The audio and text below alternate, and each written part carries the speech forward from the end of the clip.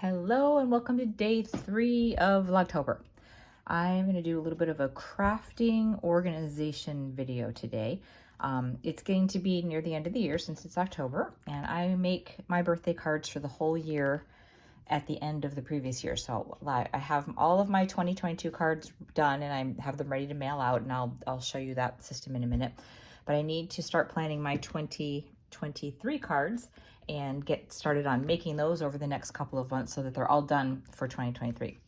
So I thought I'd show that system really quickly, and here's what I do. So I have my Lap Master birthday list here, and this was my organizing from last year. It's a mess, so I redo it every year because I cross people off as I make the cards for them and stuff, so it becomes a big mess. And so this is where I start. I have a blank piece of paper with boy design 1, girl design 1, some special cards, because there are some people that that really appreciate those extra cards that have, you know, like moving parts and stuff on them, and I like to do that. And then so it's boy design 1, boy design 2, same with the girls, and then like younger, you know, like maybe something that's a little bit more youthful, and then littles down here. And I usually end up with like a design 3 and sometimes farther, but for the purposes of this, I just thought we would go with here. So I'm just gonna pick, like, let's say February. So we'll start with Brantley. Brantley is a younger girl, so I put her here. And then I know that anybody else in Brantley's family wouldn't go on the same list, so that they're not getting the same card. And then so here we have Jill and Kathy, and so we'll put Jill here and Kathy here because they don't live in the same house, so they can get the same card. And then we have Ben and Sierra, so we'd put Ben here. And then again, Sierra doesn't live in the same house, so we could put Sierra here. But when I get like to Sierra's mom, Anne Marie, I would put her down here because I don't want to send them the same card because they live in the same house. I hope that makes sense. So that's the way I divvy the cards up. And so now I will only need to come up with a card design for this group, a card design for this one, and this one. So instead of making everybody really their own card, I'm kind of mass producing, but I'm mass producing in small groups. So I'll have, let's see, like this year I had 10 of this design that I made. It's a little bit easier to mass produce them, but then it's still more individualized. And there were probably 10 of this group. So that's how I do that.